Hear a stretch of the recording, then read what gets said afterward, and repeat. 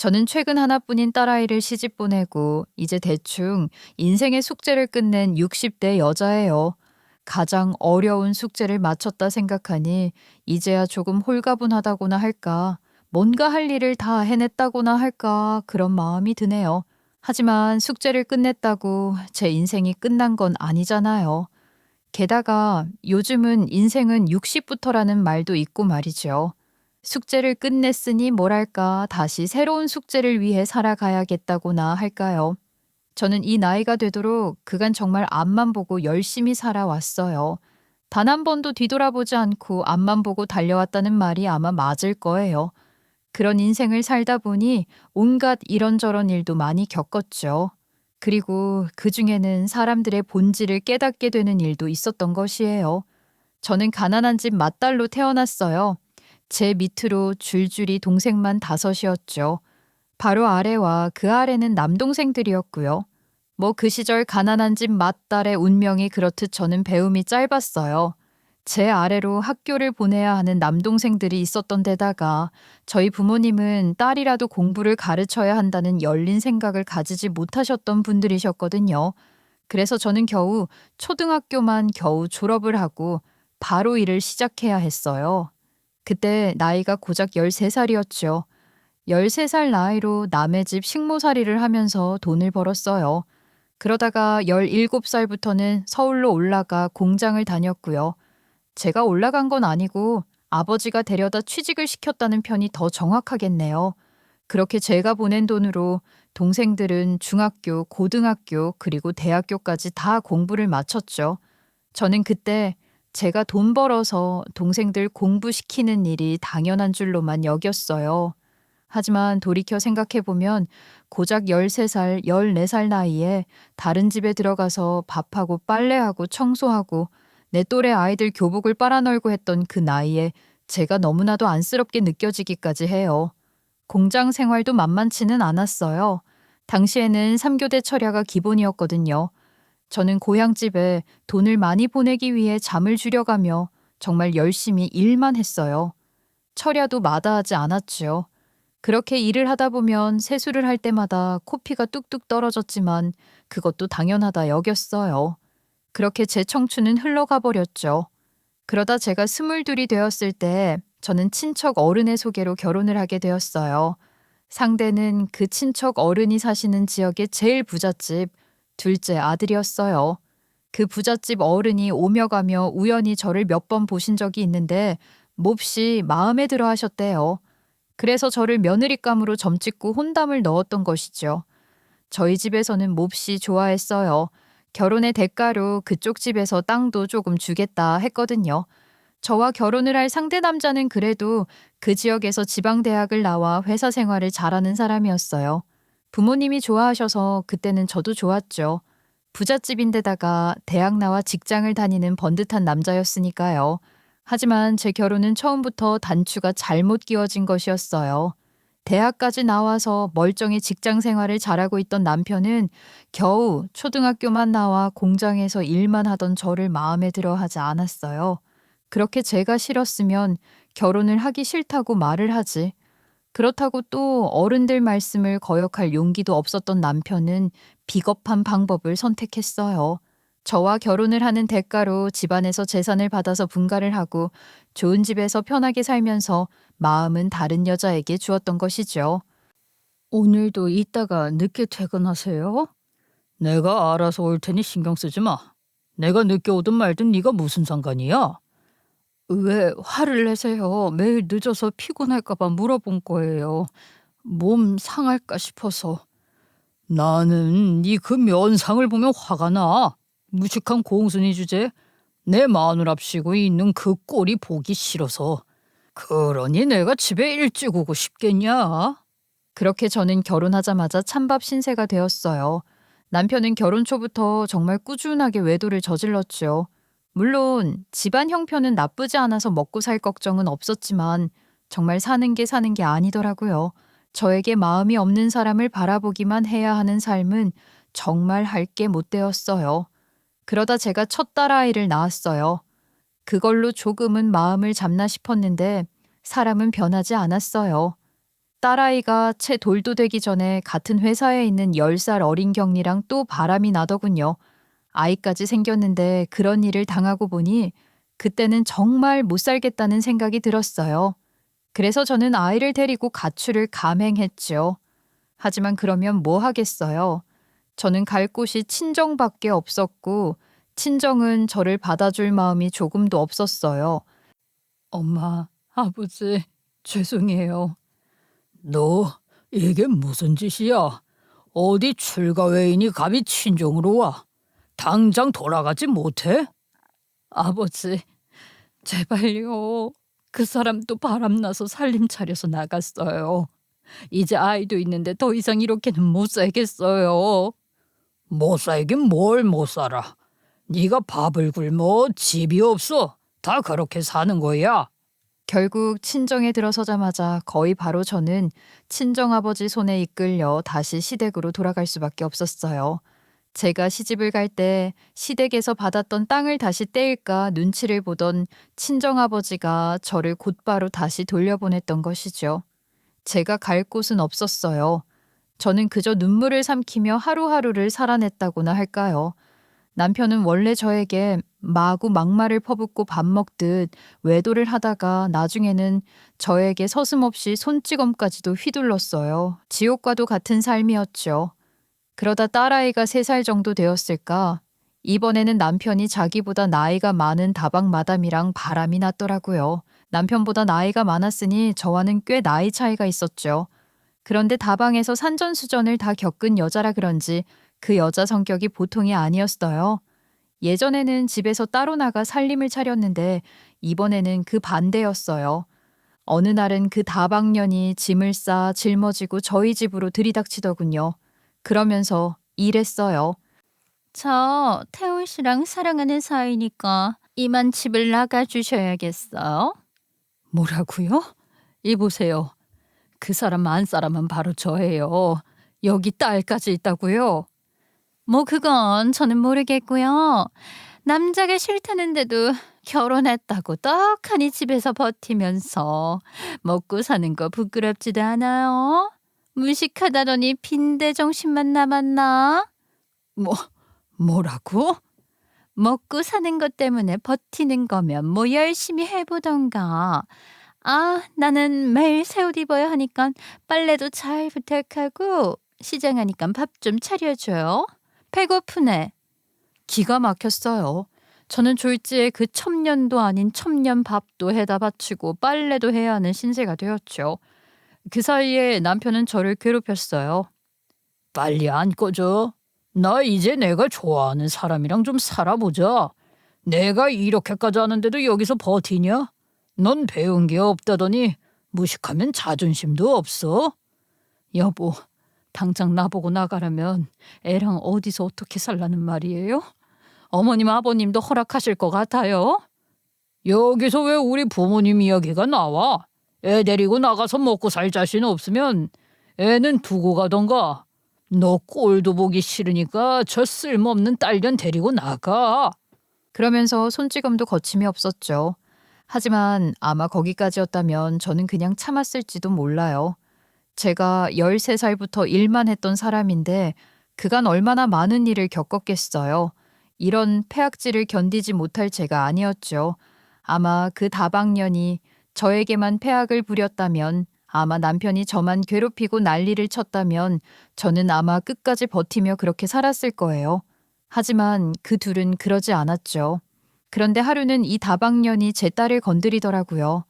그 다방년은 화려한 옷이며 온갖 화장품 같은 걸 많이 가지고 왔는데 막 두 돌이 지난 딸아이가 호기심에 아장아장 걷다가 그 다방년 화장품을 좀 만졌던 모양이었어요.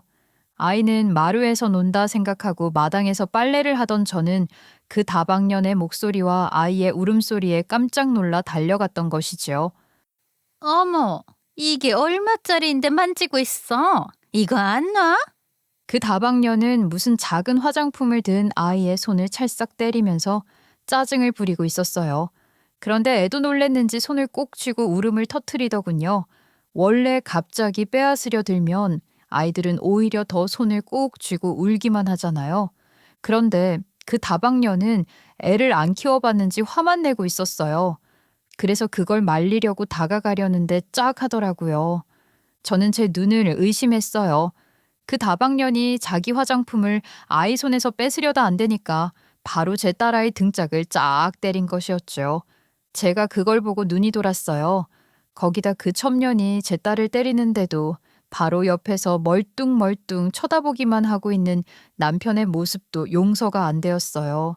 순간적으로 인내심이 끊어져 폭발을 한 것이죠. 너 이년 어디 감히 첩주제 내 딸을? 아, 이거 나. 놔? 못 놓는다. 이년아, 너 오늘 한번 죽어봐. 그래 오냐? 너 죽고 나 죽자. 이 사람이 왜 이래? 이거 못 놔? 못 놔. 야, 이 병신 같은 새끼야. 너는 그래. 네 딸이 이런 년에게 맞고 있는데도 멀거니 쳐다보고 있어. 오입질에 미쳐서 정신이 나갔니? 너도 이리 와. 아, 이거 놔, 안 놔? 이 옆에 내가 미쳤나? 미친 건 내가 아니라 니들이겠지.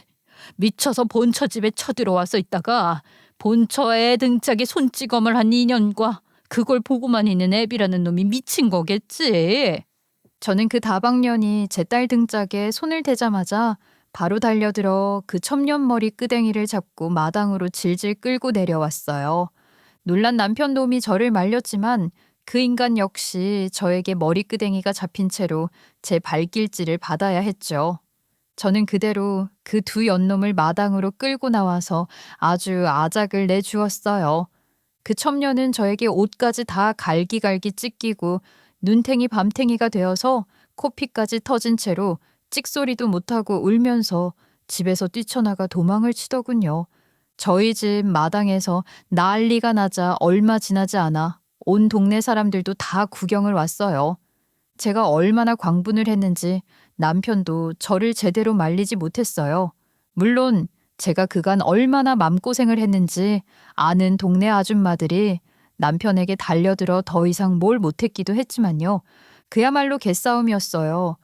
남편 역시 발광하는 저에게 머리를 다 쥐어뜯기고 옷도 갈갈이 찢겨 메리아스 차림으로 집에서 도망을 나갔죠. 그리고 그날 밤 저는 결심을 했어요. 나가자, 이 집을 나가서 어떻게 되었든 당당하게 살아보자. 이렇게 말이죠. 그동안 시댁에서는 보고도 모르는 척 그냥 저보고만 참으라고 했지만 제가 막상 이혼을 한다니까 바로 돌변을 하더라고요. 이제 더 이상은 못 버티겠어요. 죄송해요. 어머니, 저 집 나가겠습니다. 나가려면 맨몸으로 나가. 폐물 한 짝이라도 가지고 나갔다가는 죽을 줄 알아. 네, 그럴게요. 네 딸년도 데리고 가. 그깟 딸 필요 없다. 전 미련 없이 맨몸으로 딸아이만 들쳐업고 집을 나왔어요. 당연히 친정아버지가 와서 난리를 치고 저보고 다시 시댁으로 가서 빌라고 했지만 저는 요지부동이었어요. 결국 보다 못한 동생이 그런 아버지를 말리고 저에게 월세 단칸방을 하나 얻어준 것이 전부였죠. 그렇게 저는 죄인이 되어서 시댁에서는 물론 친정에서도 버림받은 채 죽은 듯이 살았어요. 저의 죄명은 다 참는 그걸 못 참고 감히 건방지게 이혼을 한 것이었죠. 하지만 저는 단 한 번도 그 선택을 후회한 적이 없어요. 하지만 사는 일은 쉽지가 않았어요. 생활은 현실이잖아요. 저는 바로 그 다음 날부터 아이 손을 잡고 시장통으로 일자리를 구하러 다녔어요. 그래도 다행인 게 어린아이를 붙들고 먹고 살아야 한다고 사정하는 저를 딱하게 여긴 생선가게 사장님이 저를 고용해 주셨다는 거였죠.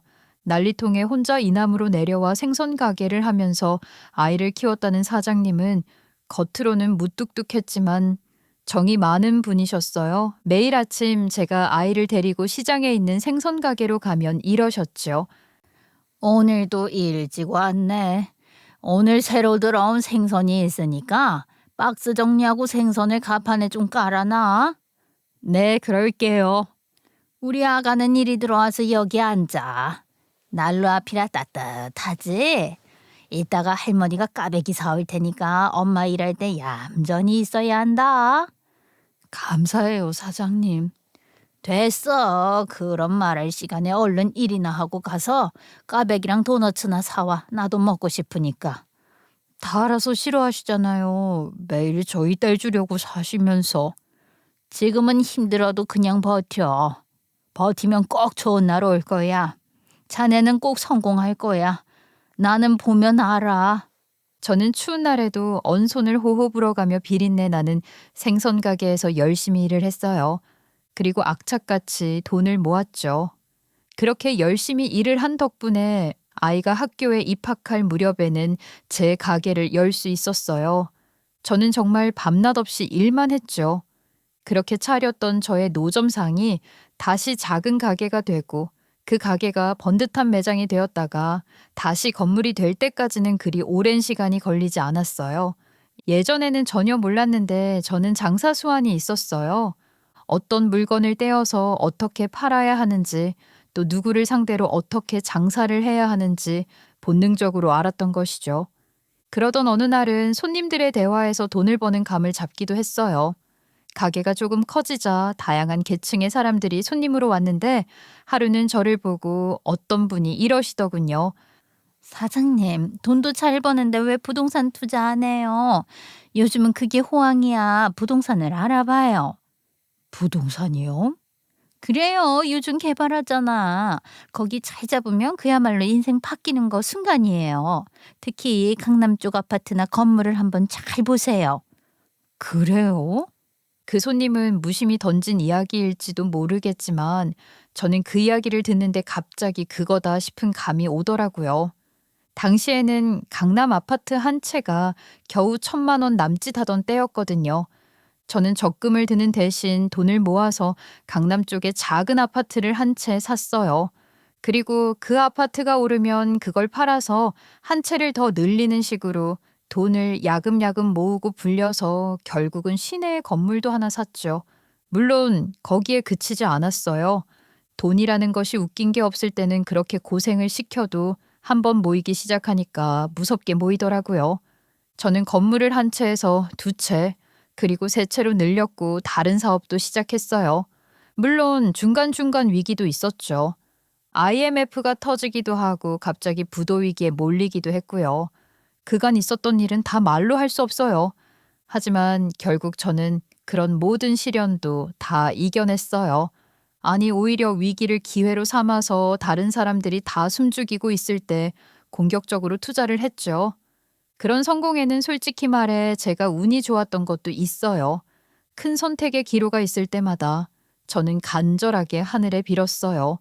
부디 제가 그동안 열심히 살아왔다는 걸 안다면 제발 지금 제가 하는 선택이 틀리지 않게 해달라고 말이죠. 그렇게 간절하게 빌고 또 빌었어요. 정말 하늘이 도와주신 것인지 다행히 그렇게 제가 한 선택들은 늘 대박이었어요.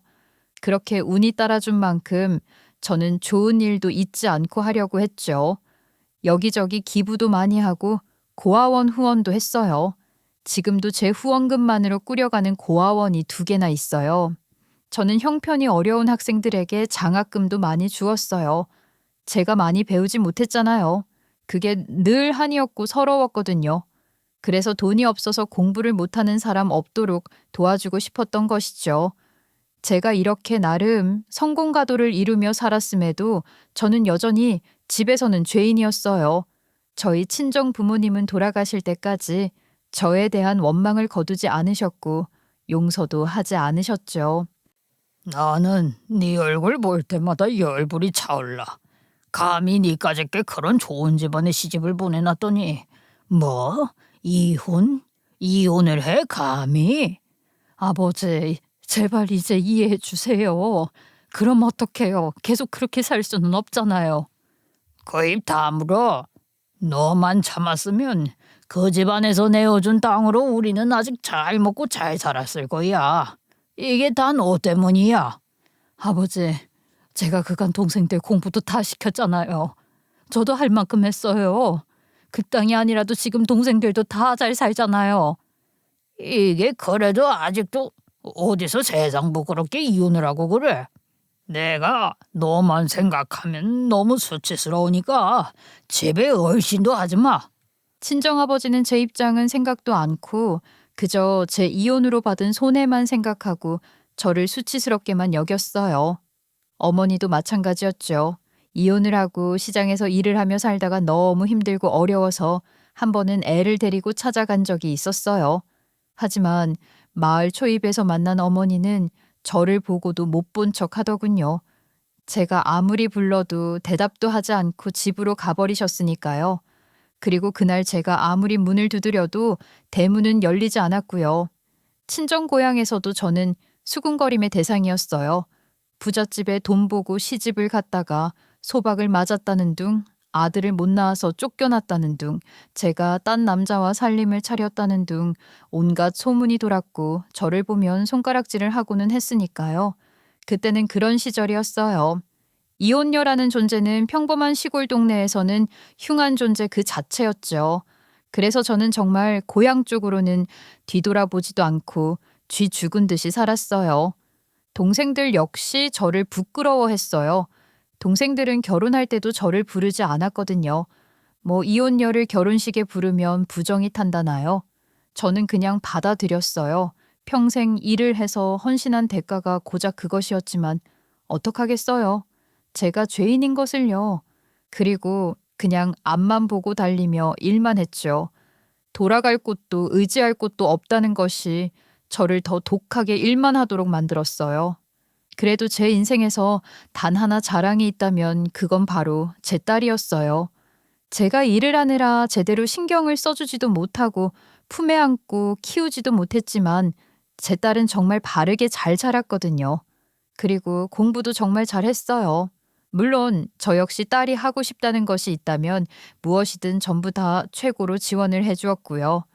그런 지원을 받고도 공부 못하는 애들도 수두룩한데 딸아이는 늘 전교 1등만 하다가 우리나라 최고의 대학에 진학을 했어요. 그리고 변호사가 되었죠. 딸아이가 정장을 차려입고 변호사 사무실로 첫 출근을 하던 날 저는 눈물을 흘렸어요. 정말 고맙고 또 기특해서 말이죠. 그렇게 저는 열심히 앞만 보면서 잘 살아왔다 자부할 수 있어요. 그러던 어느 날 혼자 동네 산책을 하는데 딸아이가 웬 남자랑 같이 길을 걷고 있더라고요. 아직 퇴근 전이라 생각했는데 벌써 퇴근을 했는지 어떤 남자와 손을 꼭 잡고 다정하게 걷는 폼이 딱 봐도 둘이 보통 사이가 아니다 싶었어요. 저는 일단 모른 척을 했어요. 딸아이도 나이가 들었으니 남자친구가 있을 법도 했지만 막상 그 모습을 보니 섭섭하기도 하고 마음이 이상하더군요. 그래서 그날 밤 늦게 들어온 딸아이에게 저는 솔직히 물어보았죠. 각오는 했지만 딸아이의 대답은 놀라운 것이었어요. 엄마가 본 거 맞아. 나 그 사람이랑 만나고 있어. 3년 됐어. 뭐? 3년? 세상에, 왜 그동안 말을 한마디도 안 했어? 아직 확신도 없었기도 했고 내가 취직도 안 한 상태로 만난 거라서 나 그 사람과 결혼하고 싶어. 안 그래도 조만간 인사 오려고 했어. 딸아이 남자친구의 직업은 골프 선수라고 하더라고요. 골프 선수라니, 의외다. 어디서 만난 거야? 그냥 소개로 어쩌다 알게 됐어. 대학 다닐 때 알게 되었다가 어쩌다 보니 잘 맞아서 사귀게 된 거야. 그럼 프로 선수인 거야? 아, 프로 선수는 아니야. 사실 본인은 골프 선수라고는 하는데 프로 준비를 하다가 결국 안 되어서 올해 포기했어. 그래서 그간 이야기를 못했어. 지금은 그냥 강습해. 솔직히 직업은 그리 마음에 들지는 않았어요. 저는 적어도 딸아이가 똑부러져서 같은 변호사라도 만나지 않을까 기대를 했거든요. 하지만 실제로 만나보니 그리 나쁘지는 않더라고요. 키도 훤칠하고 인물도 좋았고 예의도 바르고 성격도 서글서글하니 저에게 잘했어요. 한눈에 보아도 좋은 집안에서 반듯하게 잘 자란 사람인 것 같아 그 점이 무엇보다 마음에 들었죠. 게다가 그 무엇보다도 그 청년이 제 딸을 너무나도 사랑하는 것이 한눈에 보였어요. 저는 그제야 마음을 놓았어요. 제 딸은 저와 다르게 사랑하는 사람을 만나 마음껏 사랑을 받으며 행복하게 살았으면 했거든요. 저는 두 사람의 결혼을 허락하고 말 것도 없이 그저 서로를 위하며 잘 살아만 달라고 했지요. 정식으로 인사를 한 이후로 저는 종종 딸아이의 남자친구를 만나볼 기회가 생겼어요. 집으로 가끔 놀러를 오기도 하고 밖에서 만나 식사를 하기도 했거든요. 그렇게 친해지다 보니 이것저것 궁금한 것이 생기더라고요. 네 남자친구 집 부자니? 이런 거 묻는 거 좀 그런가? 그런데 워낙 골프가 돈이 많이 드는 운동이잖아. 들어보니 어릴 때부터 골프를 한 모양이던데. 모르겠어. 내 남자친구는 그냥 소박해. 성실하고 알뜰하고. 그런데 그 부모님은 안 그런 것 같아. 그게 좀 마음에 걸린다고나 할까? 왜? 뭐가 마음에 걸리는데? 좀 사람을 돈으로 판단하는 것 같기도 하고. 내가 변호사라고 하니까 돈 잘 번다고 엄청 좋아하시더라고. 그것도 좀 그렇고 그래.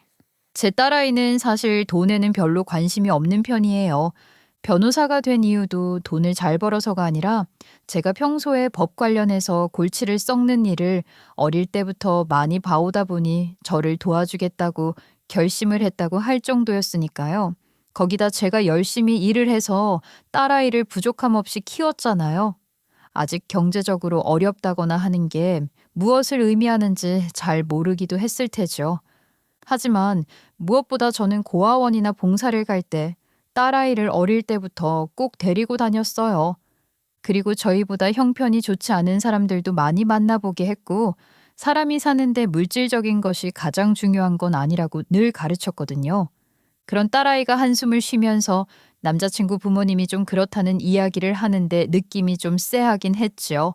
하지만 딸아이 남자친구가 워낙 딸에게도 잘하고 저에게도 싹싹하게 잘해서 별 문제는 없었어요. 그런데 딸아이가 하루는 그 집에 다녀와서는 기분 나쁜 얼굴로 이러더군요. 엄마, 남자친구네 부모님 좀 뭐랄까 졸부 느낌이 난다고나 할까? 좀 그래. 왜? 무슨 일이 있었어? 내가 처음 갔을 때 나보고 사는 동네가 어디냐, 부모님은 뭘 하시냐, 직업은 뭐냐, 꼬치꼬치 캐묻더라고. 그래서 솔직하게 대답을 했지. 딸아이는 엄마는 이혼하시고 혼자 저를 키우셨다. 지금은 장사하시는 중이다. 이렇게 대답을 했다고 하더군요. 그랬더니 그 남자친구 엄마라는 사람이 그 이후부터 딸에게 이런 소리만 했다고 했어요. 너는 이런 거 처음 보지? 얼마나 신기하겠니? 너는 이런 곳 처음 와보지?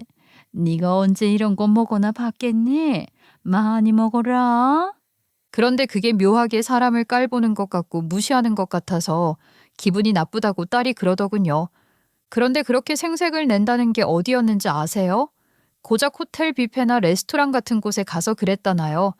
외제차를 끌고 다니면서 그렇게 잘 사는 척을 한다는데 점점 너무 거북하다고 했어요. 그리고 그날은 바로 딸아이가 남자친구의 어머니에게 스카프를 선물한 날이었어요. 그런데 그 어머니란 사람이 웃으며 이러더래요. 너 이거 어디서 샀니? 백화점에서 산 거 아니지? 아, 네, 백화점은 아니에요. 정말 미안한데 네가 내 마음을 무시하는 게 아니라 내가 네 마음을 무시하는 게 아니라 이런 걸 내가 촌스러워해서 못해서 그래. 미안하다. 그냥 가져가서 니네 어머니 드려. 저는 어이가 없었어요. 그 선물은 딸아이와 제가 해외여행을 갔다가 면세점에서 산 고급 스카프였거든요. 아직 한국 백화점에 들어오지도 않은 물건이었던 거죠. 그런데 그 예비 시모가 이러더래요. 봐라. 이 브랜드에 이런 패턴은 있지도 않는데 너도 너무 브랜드 모르는 거 아니니? 이런 짝퉁 티나는 거 하고 다니면 내가 망신스러워서 안 돼. 정말 미안하다. 이거 짝퉁 아니에요, 어머니. 진짜 맞아요. 그건 네가 몰라서 그래. 어디서 속아서 샀지? 예. 그래도 이제 너도 우리 집에 시집을 오는 거니까 안목을 좀 기르도록 해. 응? 그 일로 딸아이는 씩씩거렸어요. 사실 저희는 소박한 집에서 20년째 살고 있는 중이었죠. 식구래 봐야 딸과 저 단 둘뿐이고 집에 있는 시간도 길지 않아서 제가 태어나 처음으로 산 제 집에서 그냥 계속 사는 중이었거든요. 거기에 저는 고급품에 관심이 없었어요. 그러니 겉보기에는 그냥 그럭저럭 사는 중산층처럼 보였을 거예요. 저는 딸에게 그랬죠.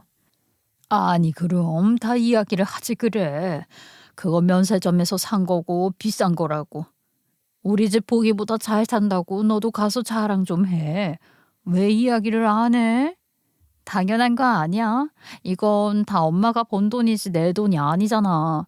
그걸 내가 왜 이야기해? 그 사람도 나도 서로 돈 보고 결혼하는 거 아니잖아. 그래도 네가 무시당하는 거 엄마 속상해.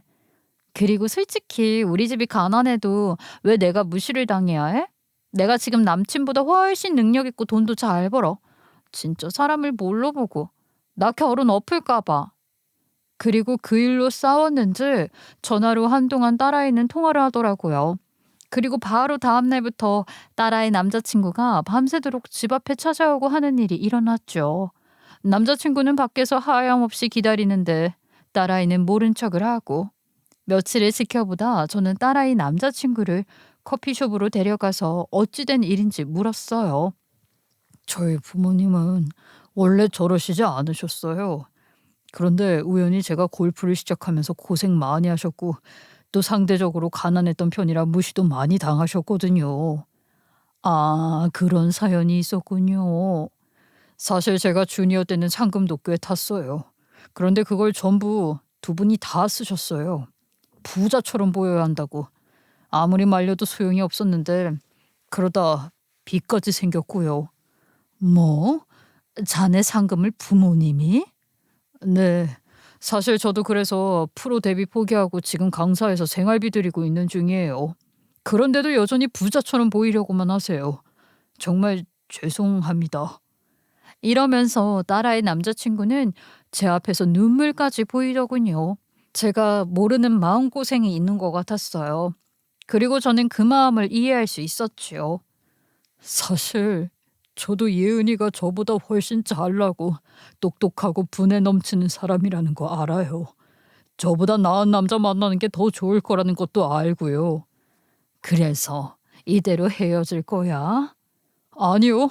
제가 예은이 없으면 못 살 것 같아요. 죄송해요, 어머니.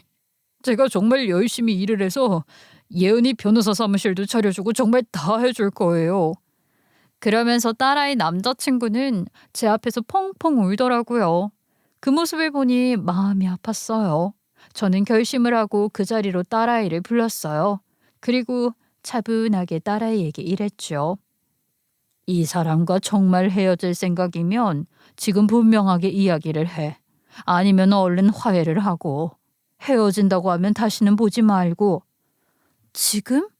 그래. 지금 헤어진다고 확실하게 마무리를 짓던가 아니면 화해를 해. 뭐 당연히 엉엉 울고 있는 남자친구를 본 딸아이도 눈이 붉어지더니 못 헤어진다고 하더라고요. 그래서 제가 그랬죠. 자네 생각보다 우리 집 넉넉해. 그러니 걱정 말고 하나만 약속해. 그러면 내가 결혼해서도 잘 살도록 도와줄게. 예, 장모님. 뭐든지 다 하겠습니다. 바로 그 다음 주 상견례가 잡혔어요. 장소는 제가 말한 호텔 레스토랑으로 정해졌고요. 미리 예약되어 있는 방으로 갔더니 예비 사돈 부부는 아주 잘 차려입고 기다리고 있더라고요. 뭐 저는 늘 그러던 대로 수수한 차림으로 갔어요. 예비 안사돈은 명품 가방에 명품 정장, 거기에 알 굵은 반지를 끼고 정말 화려하더군요. 서로 간단히 인사를 하는데 예비 안사돈이 저를 스캔하는 것이 느껴졌어요. 그리고 살짝 비웃음이 돈다고나 할까.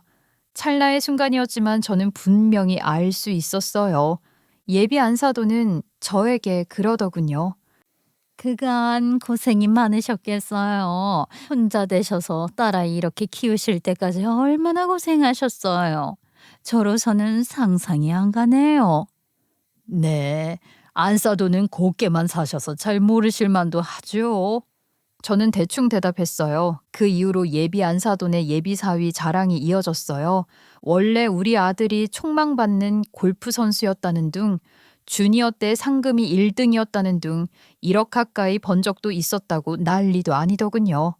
그때는 온 동네 부자들이 전부 자기 아들을 탐냈다는 말까지도 말이죠. 저는 열심히 들어주었어요. 딸아이 남자친구는 제발 그만하라고 얼굴이 벌개져서 고개를 들지 못했고요. 그러다가 음식을 주문할 때가 되었어요. 나는 메뉴판을 펼쳤죠. 코스 요리가 있었는데 가격이 수십만 원에 달하더라고요. 저는 짐짓 일부러 이런 말을 던졌어요. 제 말을 듣고 예비한 사도는 빵 터지더라고요. 어머, 여기 1인분 가격이 20만 원이 넘는 거예요? 1인분에 이 가격이에요? 사돈, 너무 쫄지는 마세요. 제가 낼 테니까 마음껏 드세요. 언제 또 이런 걸 먹어보시겠어요? 그때 조용히 룸 문이 열리더니 총 지배인이 저희 룸으로 들어왔어요. 그리고 공손히 허리를 굽혀서 인사를 하고 저에게 다가왔죠. 회장님, 왜 미리 연락도 안 주시고 오셨어요? 늘 드시던 그 메뉴로 준비해드릴까요? 저는 고개를 가볍게 끄덕였어요. 순간 방 안에 있던 모든 사람들이 경악한 것은 바로 그때죠. 물론 저와 제 딸만 빼고 말이죠. 저는 메뉴판을 덮고 총 지배인에게 그랬어요. 내가 늘 먹던 걸로 여기 이분들 다 부탁해요. 우리 딸 상견례인데 고작 20만 원, 30만 원 하는 싸구려를 대접할 수는 없잖아. 네? 아이고 벌써 세월이. 예은이가 시집을 가나요? 예은이가 벌써 아가씨가 다 되었군요. 지배인이 반색을 하자 딸아이가 방긋 웃었어요. 미리 말씀드렸어야 했는데 죄송해요. 조만간 제가 다시 인사드리러 올게요. 그럼 이 앞에 있는 분들이 회장님 사돈 되실 분들이신가요? 그리고 예은이 신랑이고요. 인물도 훤칠하고 인성도 좋으시고 축하드립니다. 아, 네. 저희 회장님과 사돈이시라니 영광입니다. 제가 앞으로도 잘 모시겠습니다. 지배인님도 저희 결혼식 오실 거죠? 아마 이 호텔에서 할 것 같은데 그때는 그냥 손님으로 꼭 오셔야 해요. 아, 그럼 당연하지. 정말 축하드립니다. 회장님, 그럼 얼른 주방에 이야기하겠습니다. 예비 사돈 부부는 아무 말도 못하더군요. 상황 파악을 어떻게 해야 하나 싶었던 모양이었죠. 특히 예비 안사돈은 얼굴이 하얗게 질려 있었죠. 저는 웃으며 말했어요. 아, 이 호텔 지분을 제가 좀 많이 가지고 있어요. 그래서 총지배인이랑 알고 지낸 지도 오래된 사이고요. 아니, 아까는 처음 와본 것처럼 여기 음식 가격이 이게 맞냐고 그랬잖아요. 예비 안사돈은 벌벌 떨다 포크까지 떨어뜨리더군요. 저는 그냥 말없이 미소 지었어요. 아, 생각보다 싸서 말이죠. 사실 제가 와서 메뉴 보고 음식을 시킨 것이 처음이라서요. 장모님이 이 호텔 회장님이라니 이거 진짜예요? 놀랐나? 이래도 별건 없어. 그냥 시내에 건물 좀 있고 이 호텔 지분 있고 사는 건 똑같아. 아, 미리 말씀이라도 해주시지. 뭐 그런다고 내가 자네에게 미리 일일이 우리 집 재산이 어떻고 말하기도 그렇잖아. 결혼해서 살다 보면 자연스럽게 알게 될 일이니까. 장모님, 정말 죄송해요. 이런 줄도 모르고 제가 정말 더 열심히 살고 열심히 노력해서 예은이 행복하게 해주도록 최선을 다하겠습니다. 예비 사위는 고개를 숙였어요. 진심으로 민망하고 또 미안해하고 있었죠. 예비 사도는 이 상황이 믿기지 않는지 손을 덜덜 떨면서 간신히 앞에 놓인 물잔에 집어들고 물을 마시더군요. 그걸 보고 제가 다시 직원을 불렀죠. 목마르시죠?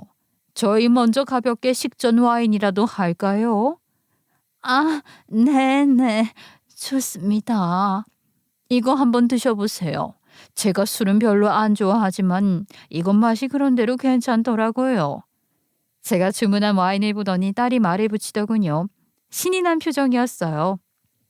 이거 한 병에 100만 원인가? 그 정도 하지 엄마? 이거 말고 더 좋은 거 시켜줘요. 나는 전에 먹었던 로마네 콩티인가? 그게 맛있던데. 얘가 입은 고급이어가지고 그건 한 병에 500이 넘어 이거 사. 지금 구하려고 해도 못 구해. 제가 딸아이에게 눈을 살짝 흘기면서 말을 이었어요. 그 순간 와인을 마시려던 예비 안사돈이 사례가 걸렸는지 쿨럭거리다 붉은 와인을 확 쏟았어요. 그런데 하필 와인잔이 식탁이 아니라 안사돈 쪽으로 넘어지면서 안에 담긴 붉은 와인이 안사돈이 입고 있던 옷에 쫙 쏟아졌죠. 그런데 말이에요. 더 재미있는 일이 벌어졌어요. 그때 하필 안사돈이 아주 값비싼 하얀색 샤넬 트위드 투피스 정장을 입고 있었거든요. 하얀 치마와 윗도리에 빨간 와인이 쫙 하고 쏟아지자마자 예비 안사돈이 깍 비명을 지르며 자리에서 일어나더군요. 그리고 소리쳤어요. 이거 어떡해? 이거 빌린 옷인데 와인 쏟으면 물어줘야 하는데 어쩌면 좋아? 뭐라고? 이거 1,000만 원 넘는 옷이란 말이야. 이거 어쩌면 좋아? 예비 안사돈은 발을 동동 구르면서 울부짖었어요. 예비 사돈 역시 옷값을 듣자마자 벌떡 일어나 당장 옷을 벗으라는 둥 물을 뿌린다는 둥 난리를 쳐댔죠. 그 사이 딸아이 남자친구의 얼굴은 벌겋게 달아올랐어요. 그걸 보고 딸아이가 침착하게 예비 안사돈을 안정시켰죠. 됐어요, 어머니. 그 옷 변상은 제가 해드릴 테니까 식사 마저 하세요. 오늘 좋은 날이잖아요. 아, 그래. 미안하다. 예비 안사돈은 식사를 하면서 거의 울먹이다시피 하더군요. 예비 사돈도 더 이상 아무 말도 없었죠. 식사가 시작되자 주방장이 나와서 직접 서빙을 하고 음식 설명도 하는 광경에 그들은 얼어붙은 것처럼 보였어요. 그렇게 상견례는 무사히 끝이 났죠. 슬슬 헤어질 시간이 되어서 저는 예비 사돈 부부에게 말을 건넸어요. 사돈, 나는 정수가 사람 됨됨이가 좋고 성실해서 사위 삼으려는 거예요. 돈으로 따졌으면 절대 사위감으로 안 봤을 거예요. 무슨 말인지 아시죠? 아, 네, 그럼요. 잘 알겠습니다. 그러니 두 분도 우리 딸 심성을 봐주세요. 앞으로 돈 문제로 아이들 사는데 분란을 일으키면 정수 그날로 쫓아낼 테니 그리하시고요. 그 둘은 알았다고 하면서 아주 머리가 땅에 닿게 인사를 하고 돌아갔어요. 제가 안사돈 옷값으로 쥐어준 돈도 얌전히 잘 챙겨서 말이죠. 그날 이후로 그들의 태도는 완전히 돌변했다고 하더군요. 우리 딸이 가면 무조건 최고 공주 대접을 하고 손 하나 까딱 안 하도록 모신다나요. 그렇게 딸은 무사히 결혼을 했어요. 신혼집은 제가 좋은 아파트를 딸아이 앞으로 한 채 해주었죠. 듣자 하니 결혼 후 경제권은 딸아이가 전부 다 가져갔다 하더라고요. 딸아이 시부모 생활비는 사위가 열심히 벌어서 정해진 금액만 보내기로 했대요. 사위는 그걸 잘 지키고 있고요. 뭐 그 외에 둘은 아주 잘 살고 있어요. 제가 생활비 좀 주랴 해도 딸아이는 자기도 벌 만큼 번다며 전혀 다른 지원 없이 잘 살고 있어요. 딸아이 결혼식은 원래 소박하게 하려고 했어요. 딸도 처음에는 그러자 하더니 어느 날 딸아이가 이러더라고요. 엄마, 외삼촌이랑 이모들 다 불러. 그리고 세상에서 제일 좋은 곳에서 제일 화려하게 할 거니까 그렇게 알아. 뭐? 갑자기? 생각해보니까 나 안 되겠어. 그건 엄마 무시했던 사람들 후회는 하게 해줘야지. 아, 나 아빠라는 인간도 불렀으니 그리 알아. 물론 혼주석에는 못 앉을 거야. 아니, 너는 나에게 좀 미리 물어보고 결정을 해. 내 결혼식이잖아. 나 최고 화려하게 할 거야. 아빠라고 와봐야 그냥 멀리서 보고만 가라고 할 거야. 그러니 엄마도 아는 척 하지 마. 아니, 몰라본 척 해. 아이고, 알았어. 네 마음대로 해. 엄마, 그리고 바로 피부과 다녀와. 내가 카드 줄게. 갑자기 딸아이는 복수심에 불타 보이더라고요. 제가 결혼을 앞두고 그간의 이야기를 풀었던 게 뭔가 건드렸던 모양이었어요. 저는 너무 웃겨서 그냥 맞춰주기로 했죠. 당연히 피부과를 다니고 머리를 새로 하고 그건 제 돈으로 해결했어요. 사실 슬슬 저도 이제 그런 곳 좀 가볼까 싶기는 했거든요. 돈이 좋기는 좋더군요. 몇 달 동안 피부에 돈을 좀 썼더니 정말 외모가 몰라보게 좋아지기는 했으니까요. 결혼식 당일날 호텔 결혼식장은 손님으로 미어터졌어요. 거기에는 물론 제 친정 식구들도 왔죠. 하지만 저는 까딱 목 인사만 하고 직원을 불렀어요. 이분들 친척 자리로 안내해드려. 그 인간들은 눈이 휘둥그레해졌어요. 그리고 나중에 아는 척을 하려고 하기에 저는 외면했죠. 누님, 세상에 몰라 뵙겠어요. 거기다 예은이는 변호사라면서요. 아는 척 말고 그냥 구색 맞춰야 해서 부른 거니까 밥이나 먹고들 가. 그럼 됐으니. 그 이후로도 그것들은 제가 성공한 걸 알고 엄청 연락을 해댔지만 다 씹었어요. 거기에 딸아이 결혼식 날 딸아이가 전 남편을 부른다고 아는 척하지 말라고 했잖아요. 저는 일부러 못 알아본 척하려고 마음을 먹고 있었죠. 그런데 아무리 봐도 전 남편이 없더라고요. 그래서 안 왔나 했는데 세상에 오긴 왔더라고요. 그걸 제가 못 알아본 것이죠. 정말 일부러 그런 게 아니라 저는 진짜 몰라봤어요. 사실 그간 살면서 전 남편은 딸아이를 찾지 않았어요. 그러다가 딸아이가 좀 크고 나서 연락이 오고 딸 친할머니나 친할아버지 돌아가실 때 장례식장에 가면서 아주 가끔 연락 정도만 주고받는 듯 했어요. 저는 천륜을 맡기야 하겠냐 싶어서 그냥 두었고요. 그런데 그 사이 얼마나 폭삭 삭고 초라한 쭈구렁뱅이 할아버지가 되었는지 저는 진심으로 진짜 못 알아봤어요. 결혼식이 끝날 때까지 말이죠. 나중에야 그 초라한 인간이 전 남편이라는 걸 알고 얼마나 놀랐는지. 딸아이 말로는 나중에 또 결혼을 했다가 다시 이혼을 하고 어쩌고 하다가 지금 혼자 산다나요? 뭐 그 이후로는 관심이 없어서 저도 듣지 않았어요. 딸아이도 더 이상은 연락을 하지 않는 것 같고 말이죠. 사돈은 이제 찍소리도 못하고 지내고 있어요. 딸아이는 자기가 외동딸이니 명절도 한 번씩 번갈아 가며 양가에 가겠다고 통보를 하고 편하게 지내고 있어요. 올해 설은 우리 집에서 보내는 해라고 하더군요. 물론 부부 사이도 정말 좋아요. 내 딸이기는 하지만 사위가 어떨 때는 좀 불쌍할 정도로 딸아이를 모시고 산다고 느껴질 정도니까요. 저는 그렇게 돈으로 급을 나누는 사람들에게 우리의 급을 보여주고 딸아이가 대접받으며 사는 모습을 보며 흐뭇하게 지내고 있는 중이에요. 요즘 저는 다시 공부를 시작했어요. 결혼한 뒤 제가 그동안 어떻게 살아왔는지 이야기를 듣고 펑펑 울던 사위가 어느 날 책을 한아름 사왔더라고요. 그러면서 같이 공부를 하자고 하더라고요. 이 나이에 무슨 공부야. 아유, 못해.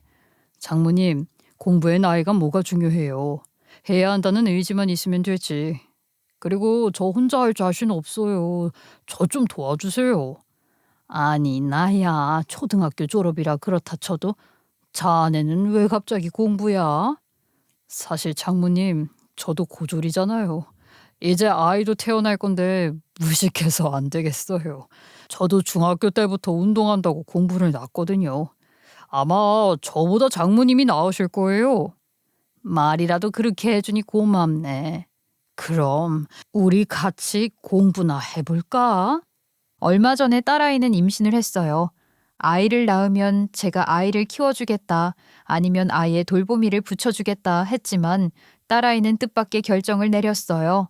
출산을 하고 난 뒤 아예 사위가 일을 그만두고 아이를 키우기로 말이죠. 사실 아무리 그래도 저는 딸아이의 결정에 놀랬어요. 아니 솔직히 말해 경악을 했지요.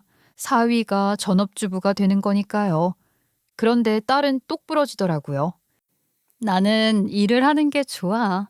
근데 이 사람은 살림도 잘하고 애도 잘 봐. 그러니까 잘하는 걸 하는 게 좋지 뭐. 요즘은 그런 거 남자 여자 안 따져. 아무리 세상이 바뀌었다고 해도 그렇지. 그래도 남자가 어떻게 전업주부를 해? 장모님, 저는 이렇게 살림하고 애 키우는 게 좋아요. 이게 제 적성에 맞는 것 같아요. 그리고 이렇게 장모님이랑 공부도 하고 저 요즘이 제일 행복해요. 아니, 자네 진심인가? 네, 힘들게 돈 안 벌어도 되죠. 애기 보는 게 얼마나 행복한데요. 저 진짜 장가 잘 왔다고 매일매일 생각해요. 참 세상이 바뀌기는 많이 바뀐 모양이에요. 사위가 나서서 정말 좋다고 하는데 제가 뭐라 더 간섭을 하겠어요? 게다가 사위가 어찌나 요리도 잘하고 집도 반짝반짝하게 살림도 잘하는지 보면 볼수록 신통방통하기도 하고 참 웃기기도 하고 그래요. 그래도 둘이 여전히 사이도 좋고 행복하다고 하니 둘이 좋으면 된 거 아니겠어요? 저 역시 요즘이 가장 행복해요. 요즘 저는 평일에는 일을 하고 틈틈이 공부를 하다가 주말에는 딸네 집에 가서 사위랑 그간 공부했던 거를 맞춰보기도 하고 시험을 보기도 해요. 저번에는 제가 성적이 더 잘 나와서 사위가 딸아이에게 구박을 받기도 했죠. 당신은 그냥 포기해. 어떻게 칠순인 우리 엄마보다 시험 점수가 낮아? 그냥 공부머리는 없구나 생각해. 아니야, 나 이번 주에 애가 감기라서 그거 보느라 힘들어서 그래. 장모님, 제 편 좀 들어주세요. 그래, 이번 주에 성아가 콧물이 안 잡혀서 얼마나 했었는데. 그리고 너 살림하면서 공부하는 게 얼마나 힘든 줄 아니? 지가 살림을 안 해봐서 저래. 그쵸. 밖에서 돈만 벌어오면 단 줄 안다니까요. 아이고, 네, 죄송해요. 그럼 두 분 열심히 공부하세요. 애는 제가 데리고 산책 다녀올게요. 딸 부부는 알콩달콩 잘 사는 것 같아서 너무 보기가 좋아요. 손주는 얼마나 토실토실하고 귀여운지. 제가 딸아이 낳아 키울 때는 몰랐는데 손주 사랑은 정말 다르다고 하더니 그 말이 맞기는 맞는 것 같아요. 딸아이 결혼식이 끝나고 사실 동생들에게 전화가 왔어요. 이제서 동생들은 번갈아 전화를 해대면서 이러더군요. 누님, 그간 잘 지내셨어요? 소식 궁금했는데 어쩜 그렇게 연락도 없으셨어요? 이제라도 얼굴도 자주 보고 조카들도 만나보고 우리 그렇게 살아요. 연락이 없어? 니들 결혼식에 오지도 못하게 하고 조카들 태어날 때 연락도 안 한 사람이 니들 아니니? 아, 그거야. 그때는 그냥 좀 그랬잖아요. 다 지난 날을 뭘 그러세요? 그러게 말이다. 그래도 나는 지난 날이라 생각하고 조카들 돌잔치 때마다 돌반지에 돈까지 다 보냈다. 그때 니들 중 누구 하나 인사 한번 전화 한번 한 적 있었니? 그건 죄송해요. 그래서 전화 드리잖아요. 옛날 일은 다 잊으세요. 그래, 네 말대로 나도 옛날 일은 다 잊었어. 그래서 니들도 별로 안 보고 싶다. 우리 인연은 여기까지니까 늘 하던 대로 잘 살아. 그럼 된다. 저는 이렇게 말하고 전화를 끊어버렸어요. 진짜 웃기지도 않았죠. 그 전 남편인가 뭔가는 구질구질하게 딸아이에게 나중에 계속 연락을 한 모양이었는데 사위가 딱 막아주었어요. 제가 절대 딸아이 근처에 오지도 못하게 하라고 신신당부를 했거든요. 전 남편은 그 많던 재산을 다 털어먹고 지금 거의 거지꼴로 산다나요? 그래서 뭐 어쩌라고요. 제 알 바는 아니잖아요. 저는 최근 중학교 검정고시에 합격을 하고 고등 검정고시 준비를 하고 있어요. 시험에 합격한 날 가장 기뻐한 사람은 사위였죠. 장모님, 합격이에요. 우리 장모님 역시 대단하셔. 고작 중학교 졸업 가지고 뭘 그렇게 호들갑을 떨어. 고작이라뇨. 이게 얼마나 어려운지 제가 아는데. 1년 만에 해내시다니 역시 장모님은 대단하신 분이에요. 존경합니다. 자네 말만 듣고 있으면 구름 위로 날아도 가겠어. 자, 골라봐. 내가 차 한 대 뽑아줄게. 네? 차요? 자네 덕분에 내가 시험 시작도 하고 그랬잖아. 이 정도는 해줘야지. 제일 좋은 차로 골라. 아니에요, 장모님. 저 그런 거 바라고 한 거 아니에요. 제 목표는 장모님 대학까지 입학시켜 드리는 거예요. 우리 공부 더 열심히 해요. 저도 꼭 좋은 대학 가서 애들 앞에서 당당한 아빠가 될 거예요. 그래, 알았네. 그럼 대학 합격하면 그때 내가 외제차를 뽑아줄게. 저는 이렇게 잘 지내고 있어요.